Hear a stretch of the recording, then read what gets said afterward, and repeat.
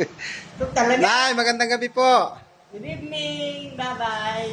Nay, ano kasi yung sakit mo nung unang punta mo dito, Nay? Yung ano ko, yung hindi pantay yung tuhod ko. Yung dislocation hips, Hindi pantay tapos ito. yung lower back. Lower back. Tapos kaya pinababalik pa uwi ako, hindi ba? Dahil Bali, pangalawang po lang pong session ngayon, Nay. pangatlo ngayon. Pangatlo na po. Pangapat Pero, sa kumusta na po yung ano po, yung naging lagad niyo po ngayon?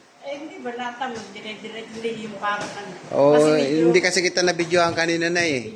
Medyo busy ako, may hinihilot pa ako kanina. medyo, Hinihilot ko po yung kapatid mo. Di ba, Nay, nung napunta mo dito, Nay, nakatungkod po kayo? Oo, yun. Di ba, Wala po kayong balancer, Nay? inayos pa yung tungkod kong gano'n. In-adjust po. Adjust dahil mataas ka mo. Sabi mo mataas. Sino ba nag-adjust? Ito ba? Sino ba Si yung ano po, mataas si sa akin? Sir Buddy po. Oo, yes. Pero ayos na po ngayon lakad mo, Nay. Wala na, iniwan ko na. Graduate ka na daw po yata, Nay. Hindi ka na daw po yata pinababalik niya po. Pero babalik. Sa ano daw, December.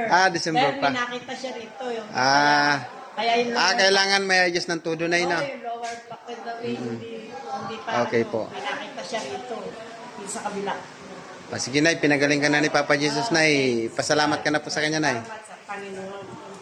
Okay po. Jesus Nazareno. Yung pong mga may cases na ganito pong dislocation hips po, wag na po kayo magdalawang isip. Punta na lang po kayo sa 343 Purok 5, Barangay Ascomo, Guagua, Pampanga. Nanay, salamat po, Nanay. God bless you. Yeah, ito natin mo. Thank you so much, Lord. Si Buddy. Bye-bye po, Papa Jesus. Thank you po. Mahal na po ang Jesus Nazareno. Naglagay ka. Apo. Thank you po. Tatay! Ito po ang boyfriend ni Nanay.